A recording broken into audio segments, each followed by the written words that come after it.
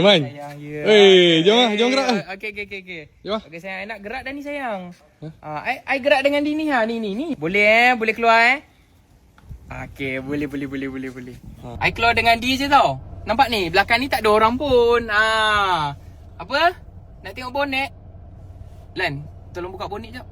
I dekat pintu utama ni. I nak end call jap Nanti lepas I masuk pintu kedua, I call you balik Okay, aku dah ada plan dah hari ni. Kita pergi makan, lepas tu kita pergi karaoke, kita pergi tengok movie. Tengok movie? Hello you. Ni Lan dia ajak pergi tengok movie lah. Oh yeah, okay. Ada tak hall yang lelaki je? Ambil yang tu, hall tu lah. Man, ni kau nak makan apa man? Kejap, aku tanya ke friend aku jap. You, I patut makan apa hari ni Oh, okay. Girlfriend aku tak pergi aku makan tu. Okay man, aku ada hadiah untuk kau hari ni man. Aku nak bagi kau perfume daripada Mona Cruz. Serius lah. Ya Allah, buka sikit. Cantik kan botol ni? Lawanya.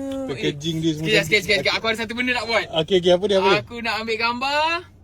Aku nak update girlfriend aku jap. Man, bau dia memang sedap man. Ui, sedap gila. Bau-bau mahal man. Ya tu. Kau tahu last time aku pakai 2-3 bedi kot belakang aku. Oi. Apa? Aku tengah update ni. Oh, kau tengah call ke? Slow sikit. Yang bagi I minyak wangi ni adalah Izlan. Izlan yang bagi.